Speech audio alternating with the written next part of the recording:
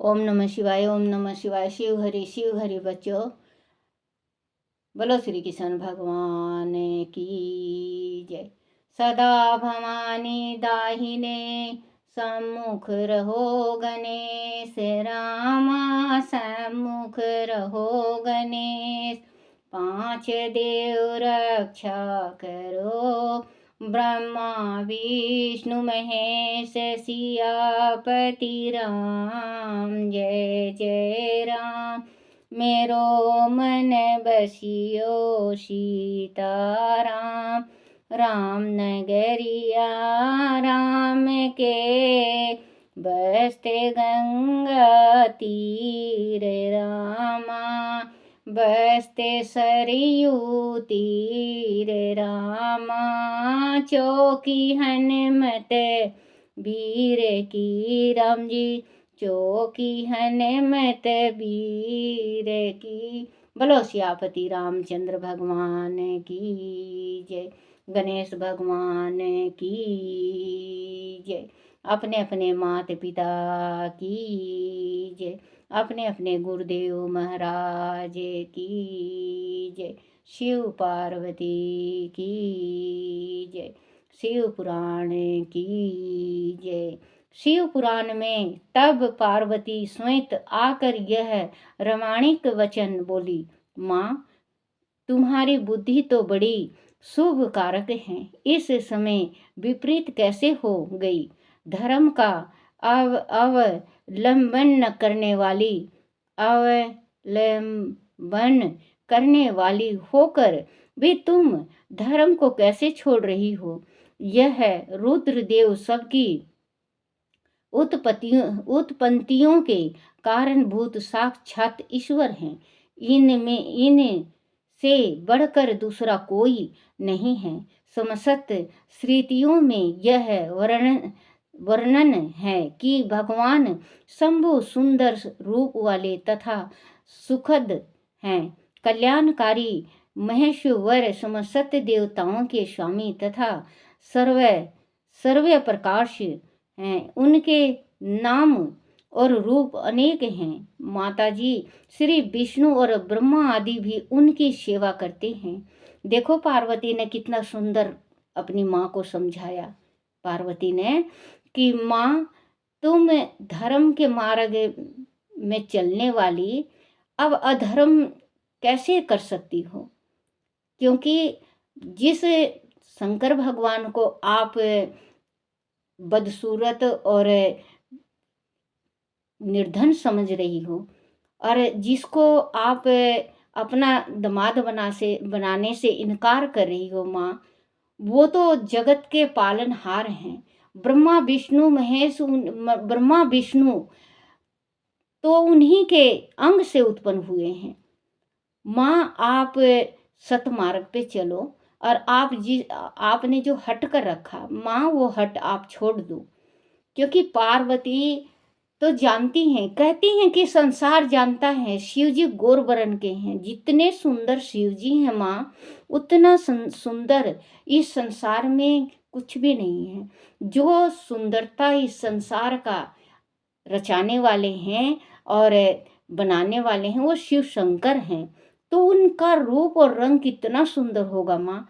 आपको गलत फहमी हुई या आपको वैसे ही मतलब वो हुआ है जो कि आप शिव जी के प्रति इतना नफरत करने लगी कि शिव जी सुंदर नहीं है। माँ शिव जी बहुत सुंदर हैं,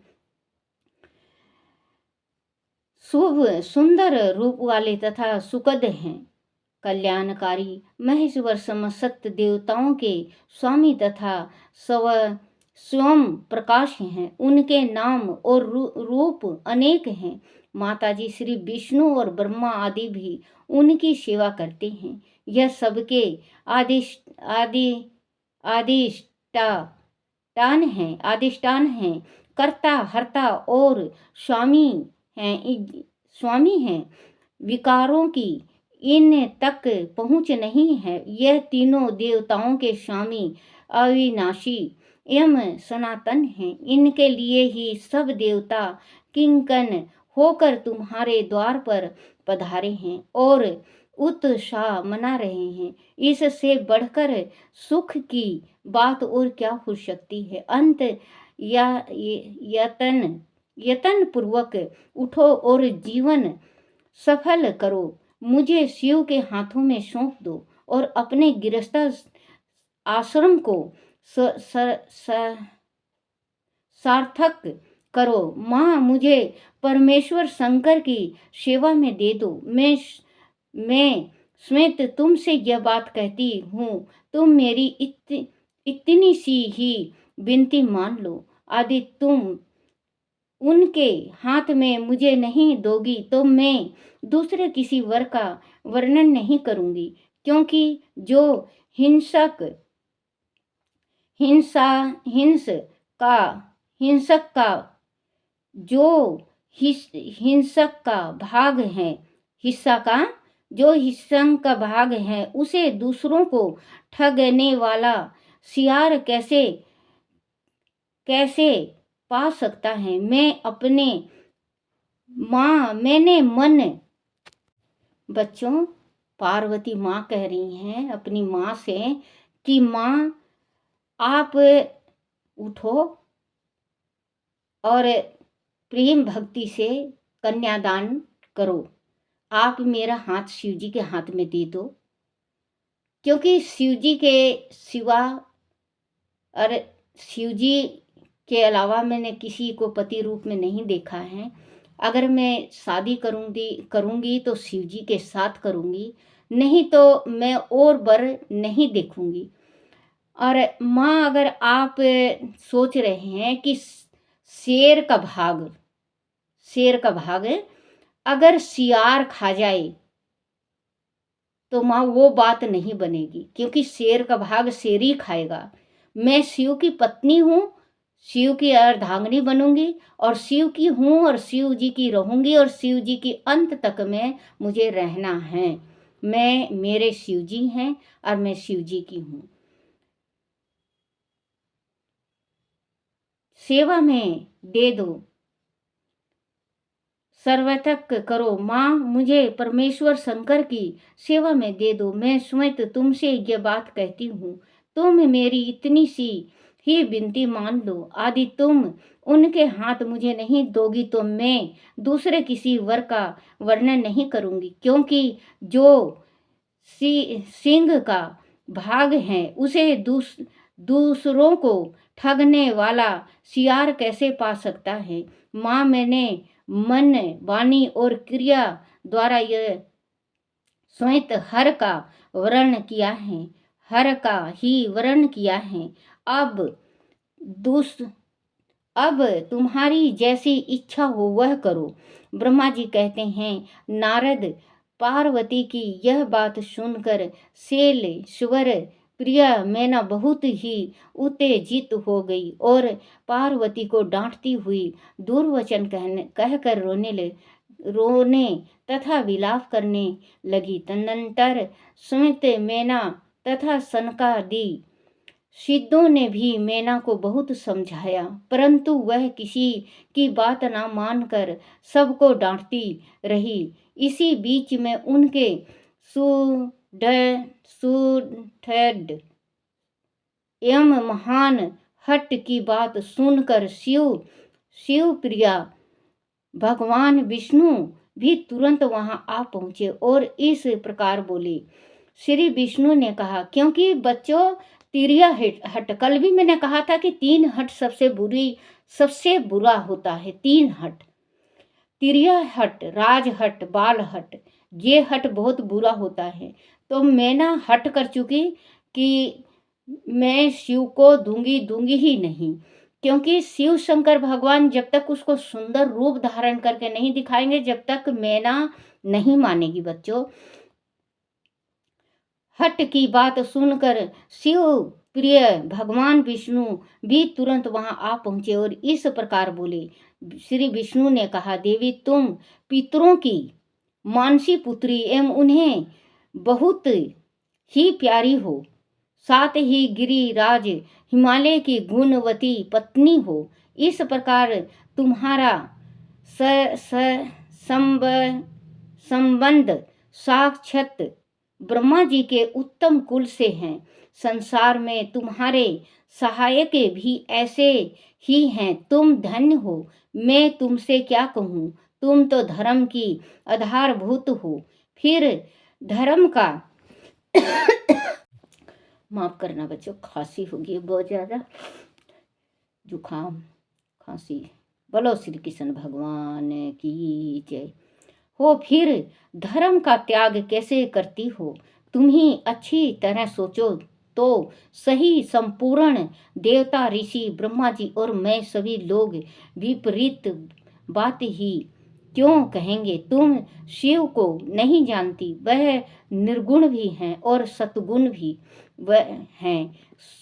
कुल कुल रूप भी हैं और सुरूप भी। सबके शिव तथा सत्य पुरुषों के आश्रय हैं। उन्हीं ने मूल प्रकृति रूप देवी ईश्वरी का निर्माण किया और उनके बगल में पुरुषोत्तम का निर्माण करके बिठाया। उन्हीं दोनों से सगुण रूप में मेरी तथा ब्रह्मा की उत्पत्ति हुई। फिर लोगों का हित करने के लिए वह स्वयं ही रुद्र रूप से प्रकट हुए। तदनंतर वेदांत तथा सतावर जंगम रूप से जो कुछ दिखाई देता है वह सारा जगत भी भगवान शंकर से ही। बच्चों, विष्णु भगवान समझा रहे हैं मीना को कि तुम कैसे भूल गई, क्योंकि इतना दान पुण्य, पितरों की कन्या हो तुम, जो पितर जगत के पितर हैं, तुम उनकी कन्या हो। मानसी पुत्री एवं बहुत ही प्यारी हो, क्योंकि तुम्हारे कुल में सिर्फ धर्म का काम होता है। अधर्म के पथ पे मत चलो।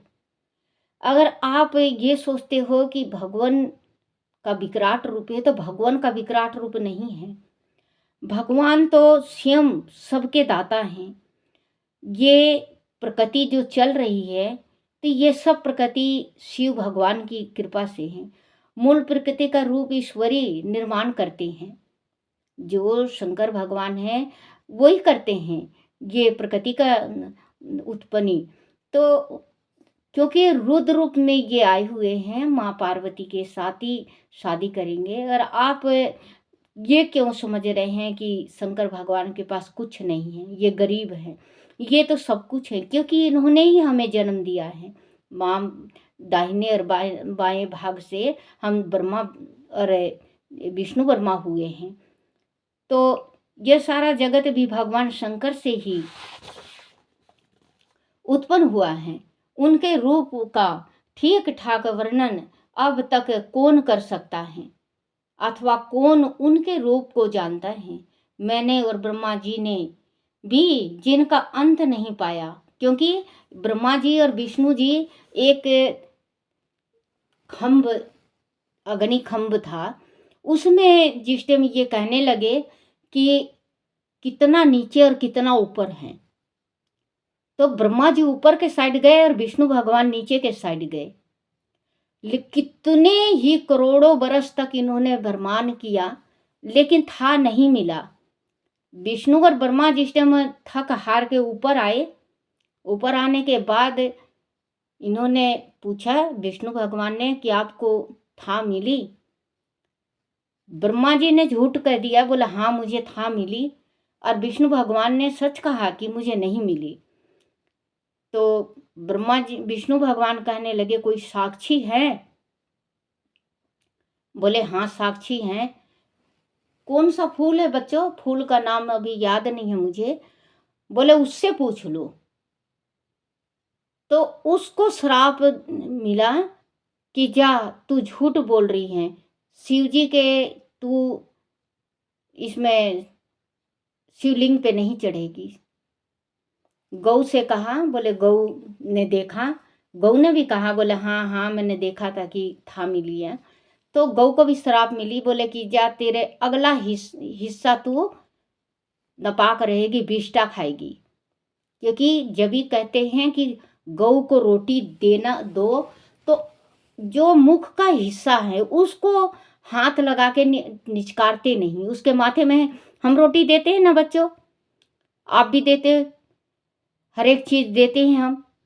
तो सिर को निचकारते हैं हम, सिर को मत निचकारा करो। सिर को, गाय का सिर को श्राप मिला है कि तू जब ये कलयुग आएगा तू विष्ठा खाएगी और तेरा अगला हिस्सा नपाक रहेगा और पिछला हिस्सा शुद्ध रहेगा। तो गौ के गर्दन से पीछे पीछे सारा शुद्ध है।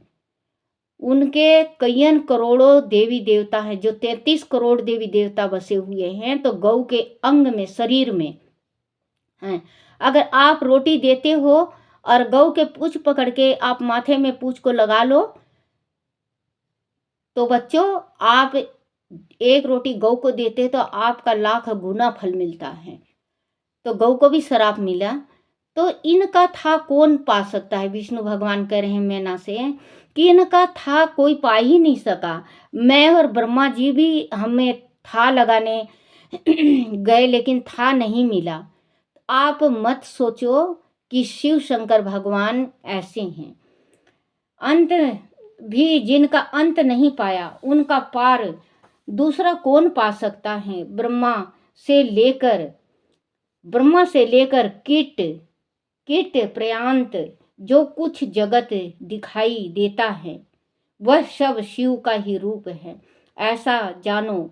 इस विषय में कोई अनर्थ विचार नहीं करना चाहिए। वह ही अपनी लीला से ऐसे रूप में अवतारित हुए हैं और शिव के तप के प्रभाव से दूसरे द्वार पर रूप में अवतारित हुए हैं और शिव के तप के प्रभाव से तुम्हारे द्वार पर आए हैं। यह अंत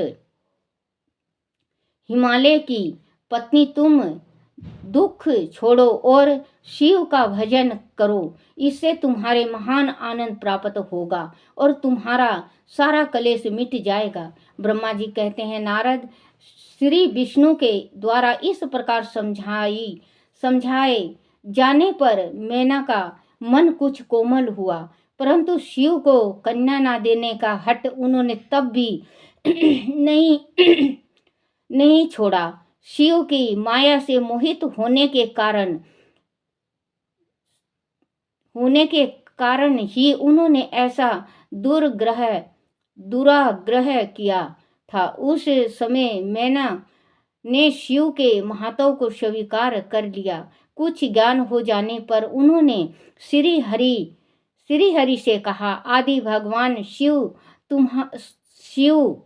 सुंदर शरीर धारण कर लें, तब मैं उन्हें अपनी पुत्री दे सकती हूँ। देखो बच्चों, ये आया ना कि माँ मैना कह रही हैं, मैना पार्वती की माता, कि अगर शिव विष्णु के कहने से आई ये लाइन पे सुंदर रूप धारण करेंगे शिव भगवान, तो मैं पार्वती का हाथ शिव जी के हाथ में दे दूंगी। अभिमानी शरीर धारण कर लें।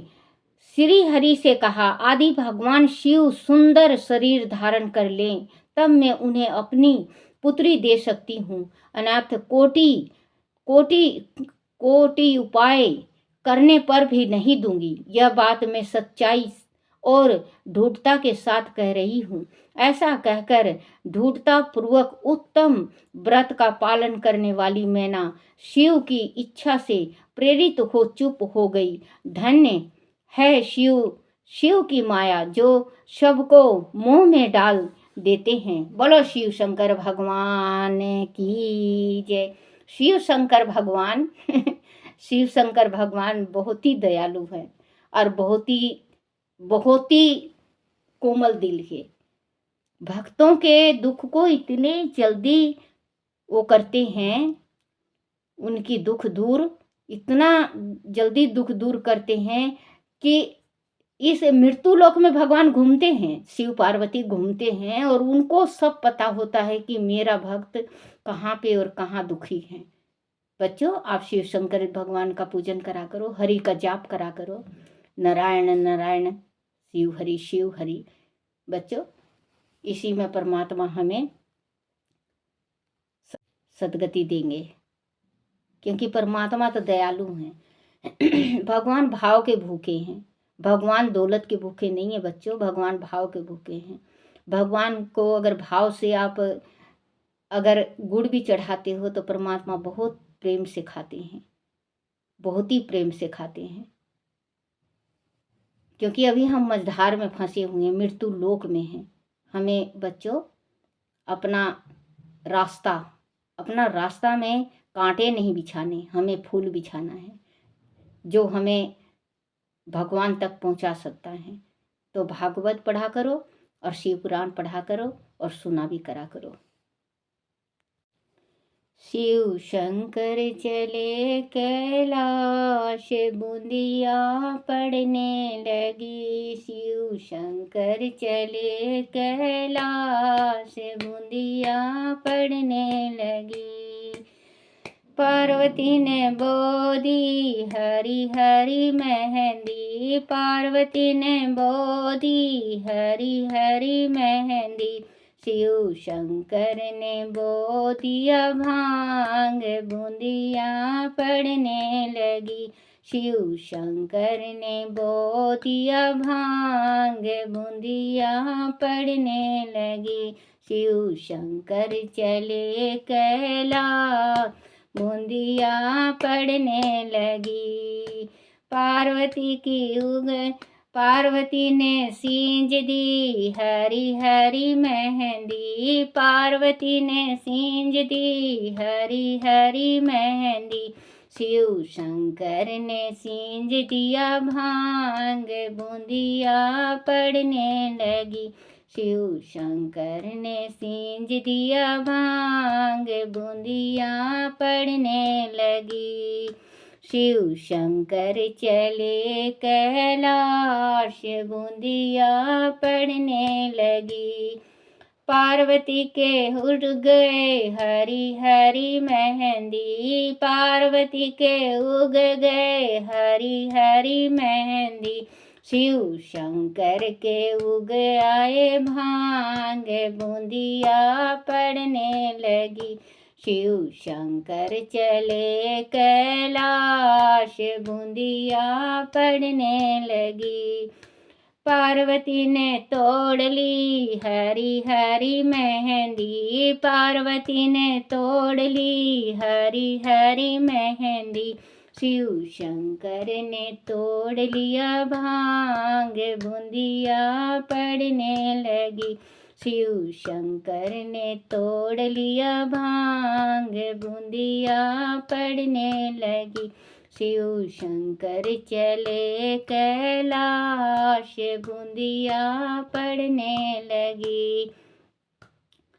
पार्वती ने पीस ली हरी हरी मेहंदी, पार्वती ने पीस ली हरी हरी मेहंदी।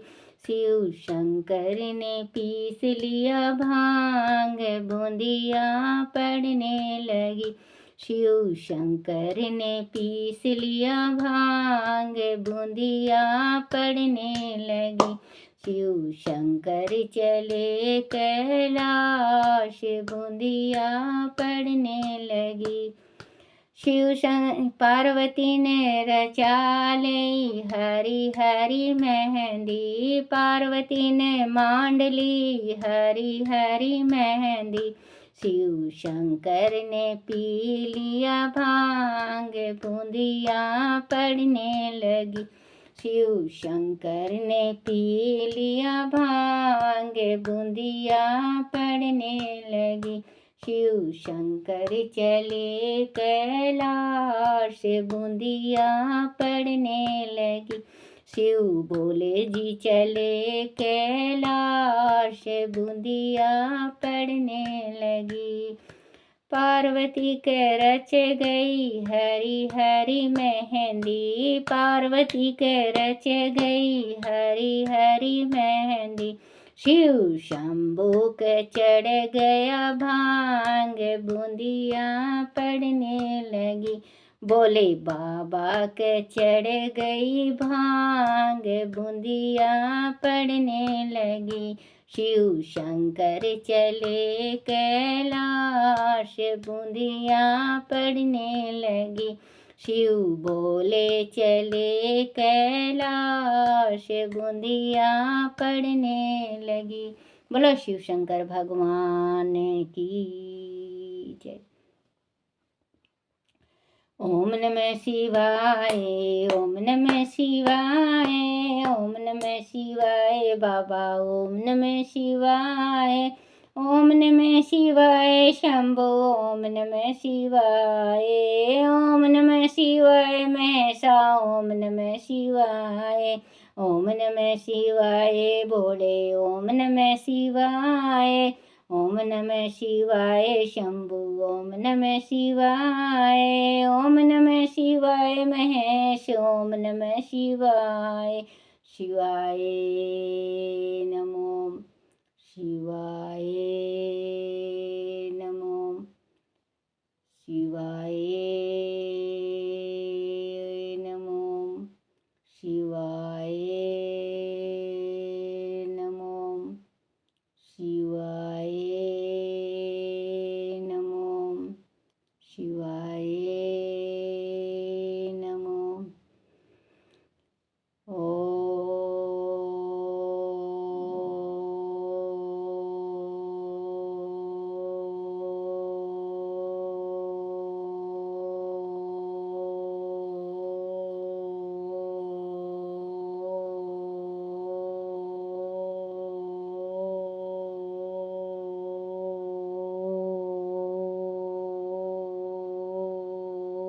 नमः शिवाय।